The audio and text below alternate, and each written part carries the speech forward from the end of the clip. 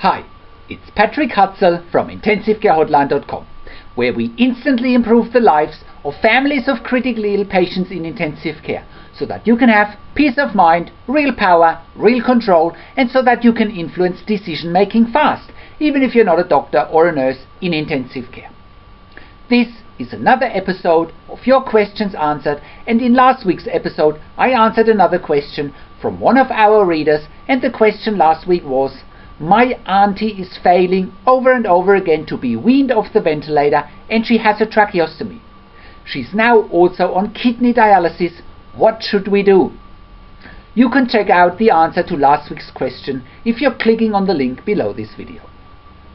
In this week's episode of Your Questions Answered, I answer another question from one of our readers, and the question this week is: my mother is in intensive care in a public hospital but wants to go to a private hospital. What should we do? Tony from Manchester in the United Kingdom writes in: Hi Patrick, firstly, wonderful informative website. I'm writing with a concern. My mother is currently in an ICU in a public hospital here in Manchester, UK. She has been there for 9 days now. She has a tracheostomy after pneumonia. She's still recovering from it, but also had sepsis. She can communicate to us and tells us she wants to be moved to the Alexandra hospital as she feels she's not getting the right treatment. She already had a run in with one particular nurse already. What do you think is the best way to make this happen? I've tried talking to the current ICU and to the Alexandra hospital, but all seems to fall on deaf ears so far. Thank you, Tony. Hi Tony, thank you for making contact. The best way to go from one hospital to another is to get a referral. The unfortunate reality, however, is that the current hospital that your mother is at will most likely have no interest in surrendering care to another hospital. There are, generally speaking, many things at stake for the current provider, such as financial interests, keeping their ICU beds occupied, and there is also a fair amount of pride involved by the current provider. Never underestimate a hospital's perception about "we know what's best for you."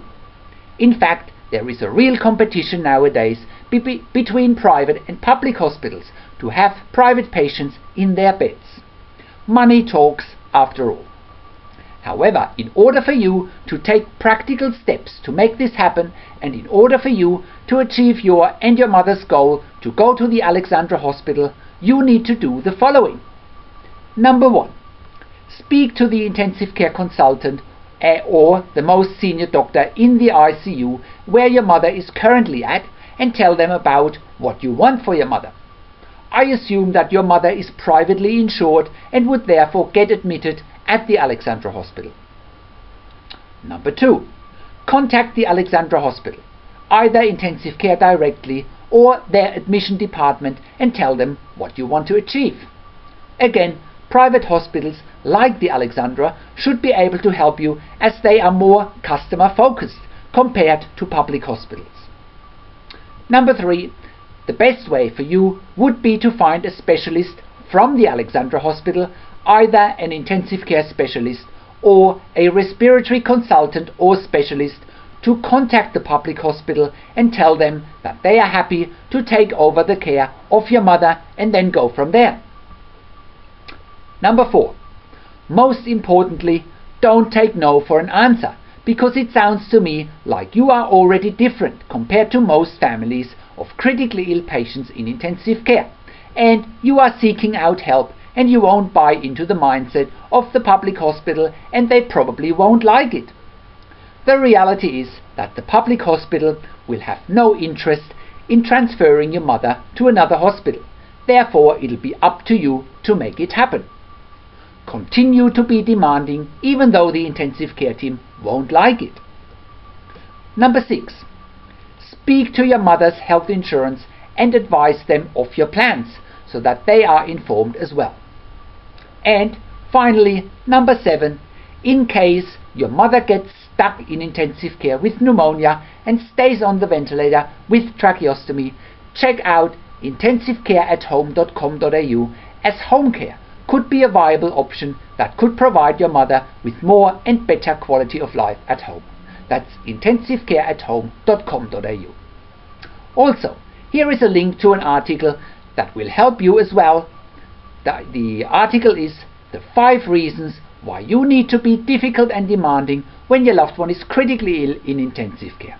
Click on the link below this video in the written version of the blog. I hope this helps, Tony. Please let me know if you get stuck or if you need more help. How can you have peace of mind, control, power and influence whilst your loved one is critically ill in intensive care? You get to that all-important feeling of peace of mind, control, power and influence when you download your free Instant Impact Report now by entering your email below. In your free Instant Impact Report, you learn quickly how to get peace of mind, real power and real control, and how you can influence decision making fast whilst your loved one is critically ill in intensive care.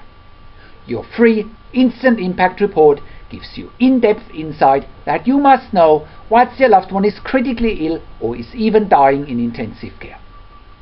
Sign up and download your free Instant Impact Report now by entering your email below.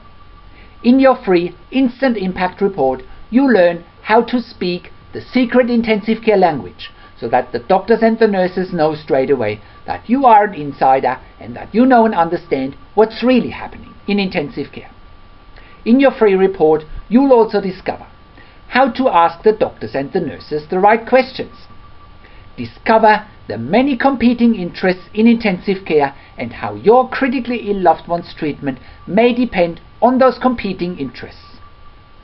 You will discover how to eliminate fear, frustration, stress, struggle and vulnerability even if your loved one is dying. You get 5 killer tips and strategies helping you to get on the right path to peace of mind, control, power and influence in your situation. You will get real-world examples that you can easily adapt to your and your critically ill loved one's situation. You'll discover how to stop being intimidated by the intensive care team and how you will be seen as equals.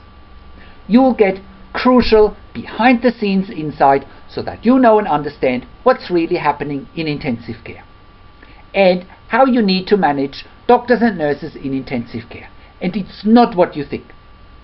Thank you for tuning into this week's episode of Your Questions Answered, and I'll see you again in another update next week. Make sure you also check out our blog section for more tips and strategies, or send me an email to support@intensivecarehotline.com with your questions. This is Patrick Hutzel from intensivecarehotline.com, and I'll see you again next week in another update.